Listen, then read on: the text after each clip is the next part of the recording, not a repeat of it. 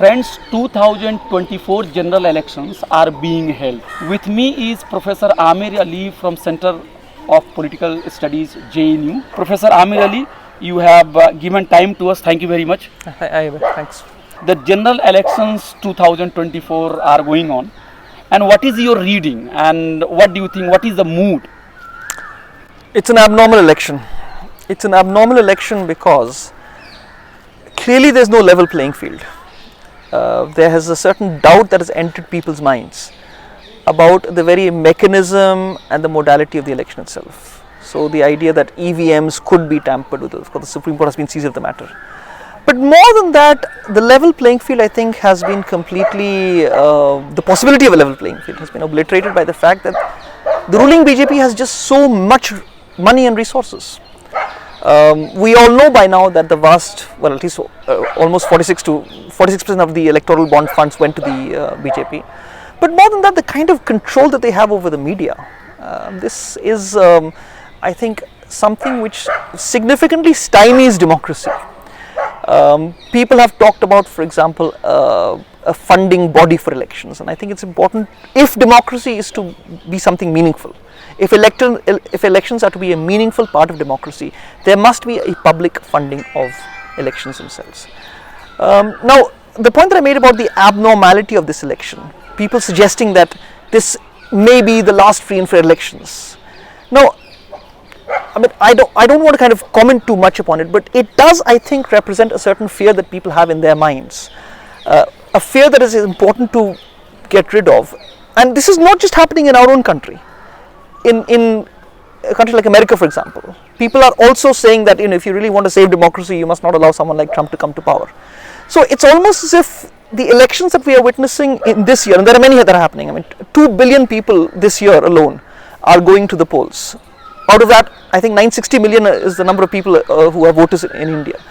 There are many countries going to the polls. I think this is a kind of a crunch point for elections across the world. It's a make or break moment for democracy, not just in India, but I think across the world. Because if democracy is to be meaningful, it is important that the electoral exercise is also a simultaneously meaningful exercise. Elections cannot be meaningful when you have a lack of a level playing field.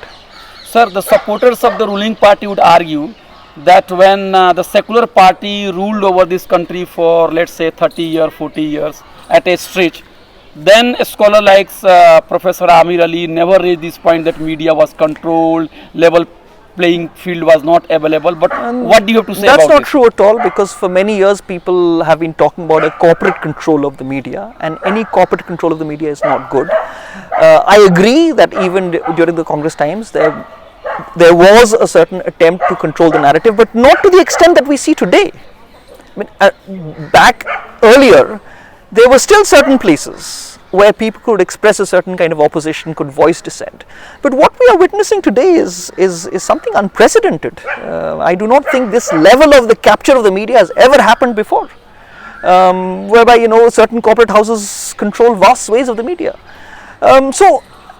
People like Noam Chomsky talked about manufacturing consent much earlier. So I don't accept the argument that people never spoke out. They did. But the point is that what we are witnessing is a situation that is unprecedented. Never before has this level of corporate capture of the media happened. And this is not good for the media. This notion of elections becoming like advertising and media campaigns, it's also like a media blitzkrieg. This is not the way that politics should be operating at all. This is not democratic politics when you are marketing your leaders as whatever you want to market them as. I think from the 1970s, increasingly election campaigns started becoming like advertising campaigns. This is a phenomenon that Joseph Schumpeter started talking about back in 1948 in his book Capitalism, Socialism and Democracy. From what I recall reading, one of the first instances of a political party hiring a media advertising agency was the British Conservative Party in 1979 when it hired the agency Saatchi and Saatchi. So this is a phenomenon that has been going on for a long time, and many people, perceptive observers, have been speaking out against it. The difference now is that the level that this has reached is, as I said, unprecedented, and it's important for people to say that this is wrong. Sir, you also keep track of international politics.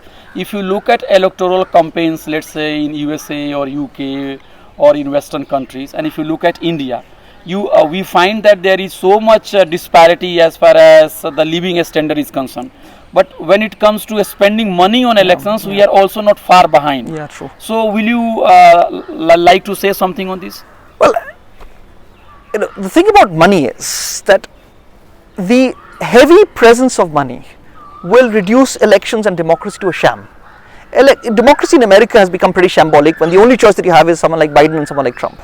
In the UK, it's likely that Rishi Sunak's Conservative Party will be voted out of power, and they should be voted out of power. But what option do you have? You have someone like Keir Starmer, in the Labour Party. Now, the point really is that when you have what I keep calling this corporate capture of the democratic discourse, it reduces democracy to a mere sham. And it's no irony that across the world people have now started talking about elections this year as almost an existential threat to democracy itself. In America, Biden goes around saying that it's all about democracy. If Trump comes to power, that's the end of democracy. I mean, I largely agree with him, but the presence of Biden has not really enhanced the possibilities of democracy that much in terms of the way that he has conducted himself. So I think it's important to understand that the heavy presence of money, the heavy presence of a corporate media is going to reduce democracy to a sham. If people are genuinely interested in having a genuine democracy, public funding of elections, whereby a genuine level playing field is created, must be the order of the day. That is the direction in which democracies must start moving. Let me add one more thing, and this is my great complaint against my own profession, political scientists. I think for far too long we have championed uncritically lionized democracy. Of course democracy is a good thing, but you cannot go on lionizing democracy and saying it's a great thing. You must understand that for democracy to survive and sustain itself, it requires a certain set of enabling conditions. The presence of money in large quantities and a corporate media is going to obliterate democracy and is the complete opposite of the enabling conditions of democracy that I just talked about. Sir, you are also watching our leaders giving a speech, going through the newspapers. If you look at the way our leaders are giving speeches, the way media is covering elections, do you feel happy that the real issues are being debated and discussed and reported? Absolutely not. The level of political discourse in this country has fallen to such abysmal levels. I mean, what you see political leaders talking about is not about issues. What are the issues that are concerning this country? Unemployment, inflation, cost of living. Especially the ruling BJP is not talking about these issues at all. And it is so sad to see how anti-intellectual, how unintelligent this all is. What it basically shows is that political leaders think that electorates can be fooled and taken for a ride. They're taking electorates for granted. One important aspect of the point that I made about the enabling condition of democracy is that there must be a general increase of the level of political discourse. In India, we have seen it plummeting to very, very low levels. And again, I keep making this point. This is not just about India. It is to do with, conditions across the world. I'll give you one example of this. If the media in most societies is controlled by media barons like Rupert Murdoch, you cannot have an enhanced level of public discourse. Media barons like Murdoch and the kind of media control that we have in this country has a vested interest in keeping electorates divided, by bringing up polarizing issues, by bringing up issues that will keep electorates divided and creating what in this country we refer to as vote banks. Political scientists need to think about, if democracy is to survive, I hope it does survive, it must survive. But once it survives, there must be ways of thinking about how it is to flourish. It cannot flourish with these vast amounts of money that we see floating around. This must be eliminated if democracy is to be something meaningful. Sir, our leaders are making statements, and even those who are sitting on constitutional posts, they are making statements in such a way that that is not based on facts. They can say anything and they could go. For example, when the Congress party has brought its manifesto, instead of critically debating or criticizing that manifesto, our leader, one supreme leader has said that on every page of the Congress party's manifesto you could see Muslim leads words. So these are not the facts, these are not historically correct, these are not the true things. So why we have got a huge number of educated people, the percentage of literate is rising, at the same time the standard of debate is going down, and even the top leaders can say anything and can go away, and they cannot be held responsible for that. Why responsible statement is not being made?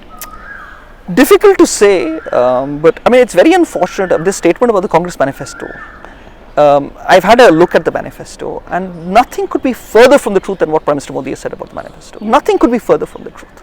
But that's the problem, you see. People can say these things and get away with them because democracy is not sufficiently holding people to account. The most important aspect of democracy is that people must be able to hold their leaders to account. Now, the Prime Minister himself, when he became the Prime Minister, said, Pradhan Sevak hu. Now, the point about a Sevak is you've got to answer questions. Now, if you don't hold a press conference for 10 years, how will people ask you questions? That's the reason why people are getting away with this. People must understand that democracy, the leaders must be beholden to the people. People are not beholden to the leaders. If the people are beholden to leaders, that means we've got democracy wrong. Democracy means power to the people. It is extremely unfortunate if people can say whatever they want to and get away with it. Again, I go back to the media. It's precisely the media that does not allow leaders to be held to account. You look at the West right now. The West has made a whole song and dance about free speech. Every single day you see a significant crackdown on free speech. Now, especially in liberal societies, what I've noticed is that they will talk about free speech when it is convenient. They will never talk about free speech with conviction. For democracy to survive, you need a genuine kind of free speech, a free speech where, most importantly, people can speak truth to power in the Socratic sense. Today, people cannot speak truth to power. Why? Because they're so kind of beholden to their leadership. Sir, sometimes when we look at the way the leaders, the right-wing leaders and maybe the right-wing politicians and also the journalists argue, they would say that in Muslim society, free speech is not allowed. I think they are not giving a space for that. But when we see that in the so-called the biggest and the largest democracy and the successful democracy and the old democracy, we would find that that the whole agenda is based on demonizing minority. I completely agree that there's a free speech problem in Muslim societies. I completely agree. I'll be the first person to concede this point. There is no doubt about that. But the point is they are only blamed. No, but the problem is, and I genuinely believe in free speech. I believe that free speech must be upheld as a value across societies. Now, here's the problem. The problem is that the West has very hypocritically and opportunistically talked about free speech. When in Germany, you prevent the former Greek finance minister, Yanis Varoufakis, from coming and addressing a Palestinian Congress, isn't that a suppression of free speech? I mean, all those people who have so eloquently talked and defended about free speech should be the first people to stand up and say that they condemn the fact that Yanis Varoufakis was not allowed to speak in Germany. The rector of Glasgow University, the Palestinian British doctor, surgeon, Ghassan Abu Sita, was not allowed to speak.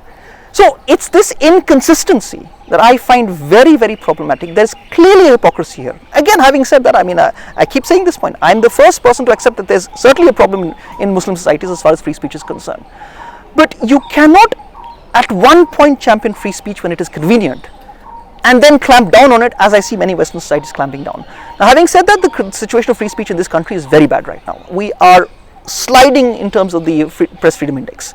This should be a matter of great concern for us Indians, because obviously if we are continuously sliding on the press freedom index, I think we are 161 out of 180 countries now, that is a serious threat to the quality of democracy here. Democracy is not just about quantity. It is not just about how many voters we have, 960 million something. It's also about quality. Now we see the lack of quality and the lack of public debate that we have, political leaders making all kinds of statements that have nothing to do with the truth whatsoever. It really worries me as a political scientist to see the remarkable decline in democracy. The VDM Institute from Gothenburg University has in 2018 categorized India as an electoral autocracy. More recently, they have said that we are one of the worst autocracies. People who talk about democracy should be worried about the fact that democracy is something which can be transient. If it is not sufficiently defended, it may not be there for you tomorrow. And I fear that is the situation that we are moving towards. It has not been around for a very long time. This kind of a pervasive form of government whereby people can elect their own governments. looking at things historically from a large historical perspective, I believe that in the year 2024 we are in a very dark place right now. Given the fact that what is going on in the world, I was with great concern watching the news this morning when I heard about the situation in the Middle East seemingly spiraling out of control. We need to understand that we are at a historical precipice. It is for people to decide what kind of lives they want to live. Do they want a democracy where they are beholden to leaders, or do they want a democracy where they can actually ask questions, genuine questions of the leaders, hold them to account? And I fear the opposite is happening. Sir, if you if you take the role of, let's say, a spokesperson of the downtrodden and the marginalized community, and if you have to just speak here, what are the issues that should be discussed, that should be brought to public during this election campaigns, as far as the welfare and development of the minority communities, the poor, the downtrodden, and particularly the Muslims minority? One word: dignity. One simple word: dignity. I'll tell you why. The welfare state is not charity. The welfare state is a form of redistribution. It is redistribution that is premised upon people having the right to a certain basic material living. Welfarism is not largesse that the government hands out. I think somewhere people have not been sufficiently become aware of this aspect. Dignity, when I talk about dignity, I talk about a basic physical security and a certain physical subsistence. And that is why a welfare state is so important. I mean, when the BJP talks about welfarism, it doesn't talk about welfarism in terms of dignity, it talks about welfarism in terms of largesse. Charity. Yes. That is not the idea of a welfare state. I mean, I'm extremely sorry and I'm very worried to hear this kind of an understanding of people becoming beholden when they're given largesse from a welfare state. They should not be beholden. This is something that is a matter of right. It's a matter of right because this is one of the fundamental conditions of dignity. So, in answer to your question, dignity is perhaps the one central aspect of a democracy. If a democracy cannot guarantee dignity for its least well-off, there's something wrong with that democracy.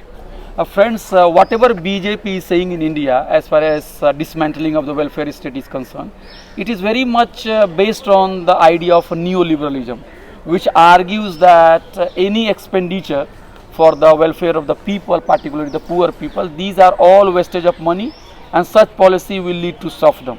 But the fact of the matter is that without the support of the state, I think even the neoliberalism cannot survive. And neoliberalists talk about minimal state.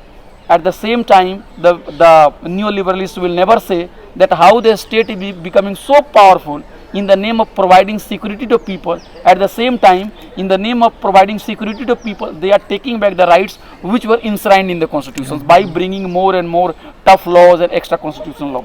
Sir, recently an IAS officer from Maharashtra, Abdul Rahman Sahab, he wrote a book about the political exclusion of the Muslims community, and he was in JNU. He also A friend of mine, yes, same hostel. Your friend also. Yeah. So his book is out there. So in his book, the key argument is that Muslims community, which should be proportionally represented in parliament and other public institutions, they are discriminated, they are excluded, and even he has given some data that I think around 10 states there is not a single Muslim MP. There are 10 states in which there is not a single Muslims. Are you really concerned about this exclusion of Muslims?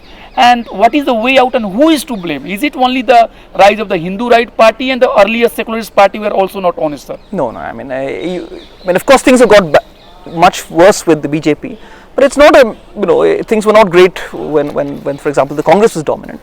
So this is not just happened in the last 10 years. This is a process that has been going on for quite some time. The only thing is it's been exacerbated, aggravated, made much worse in recent times.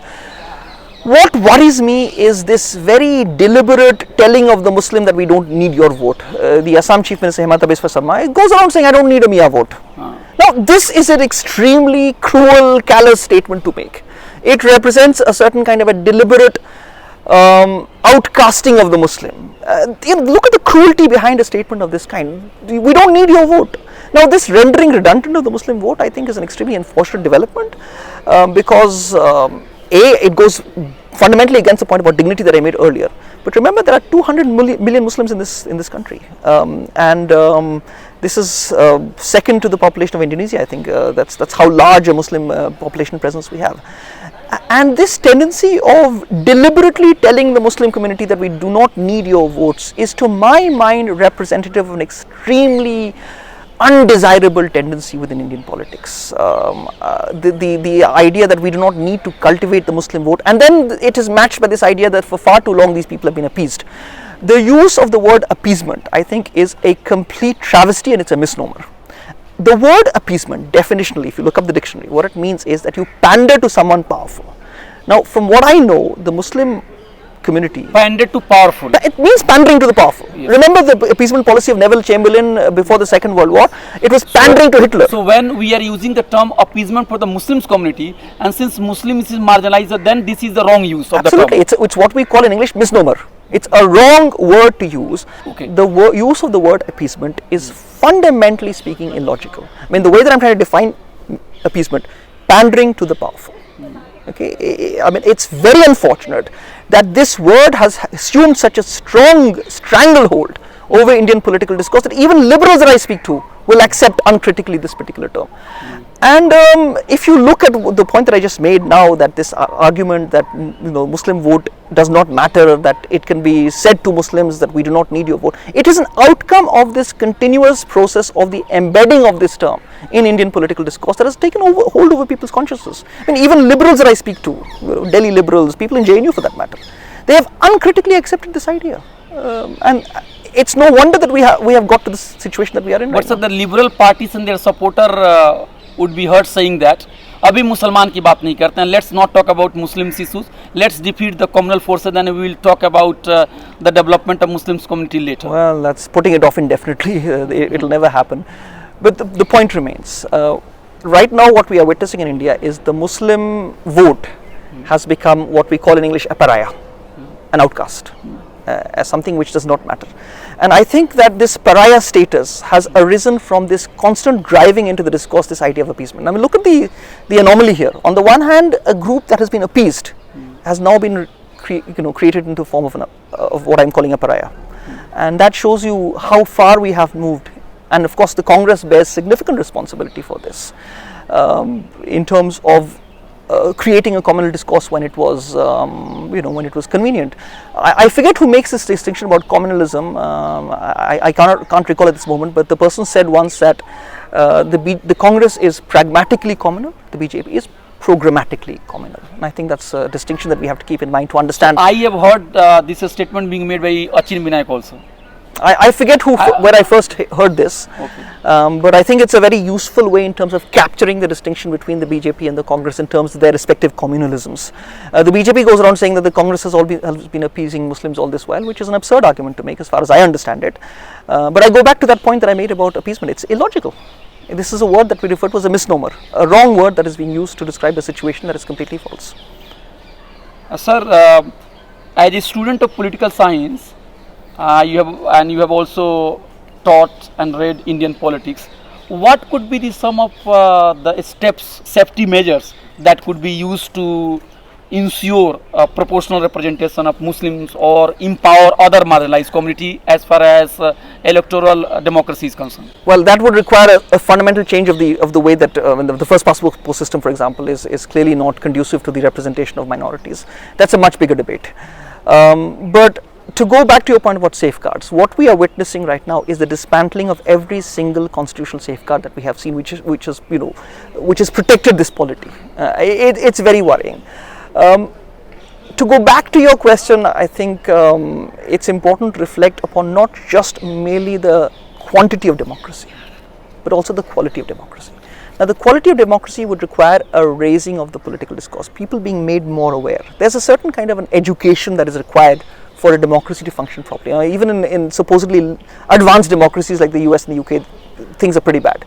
Again, they're bad because of what I kept calling the corporate capture of the media. The media is not interested in educating the public.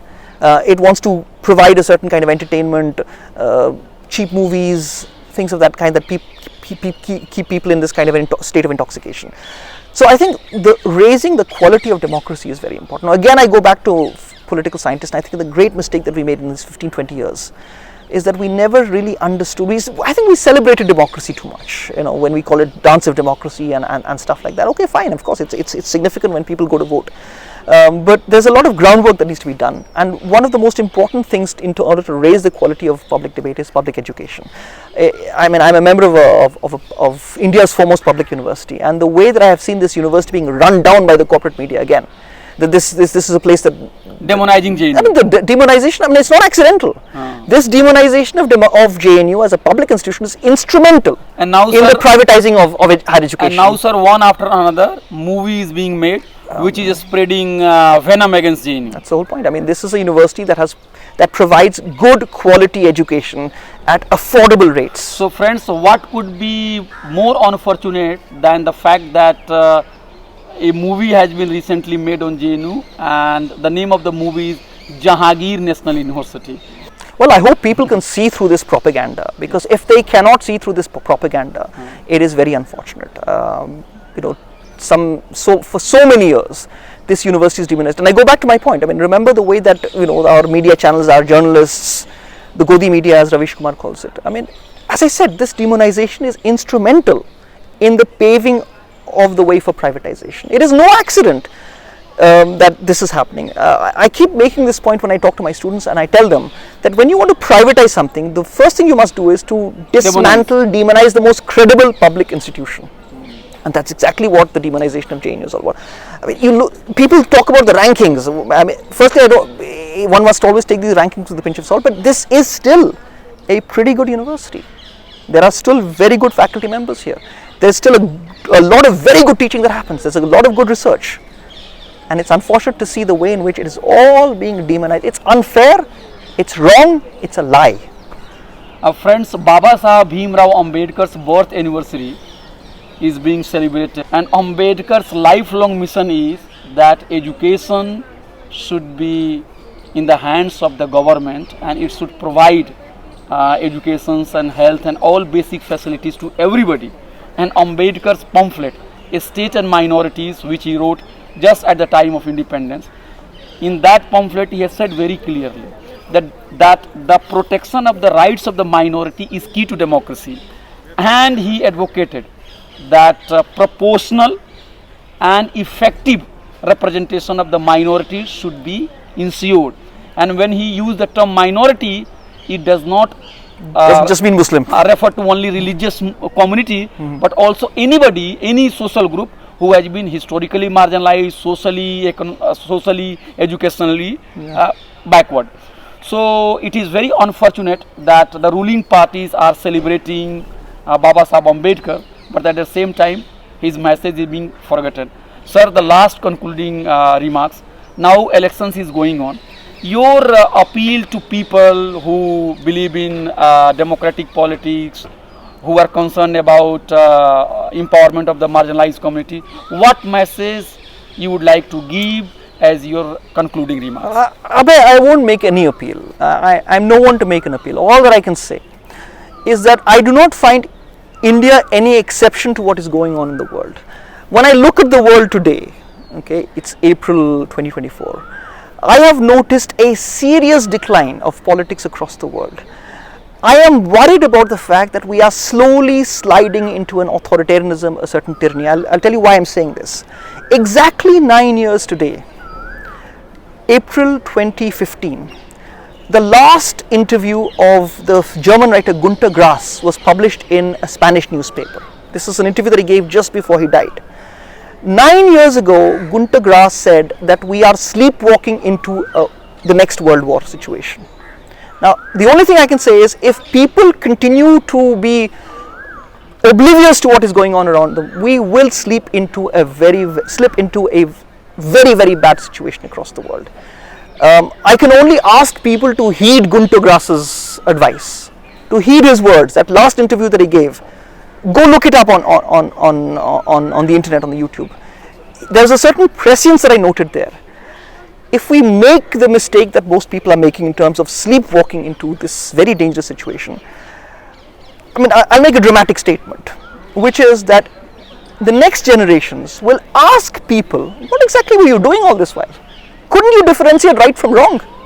It was so obvious that this is right and this is wrong. and yet you went along with the wrong. And generations to come will not forgive the wrong decisions that people make today. That's all I can say. This is not an appeal, this is just an observation.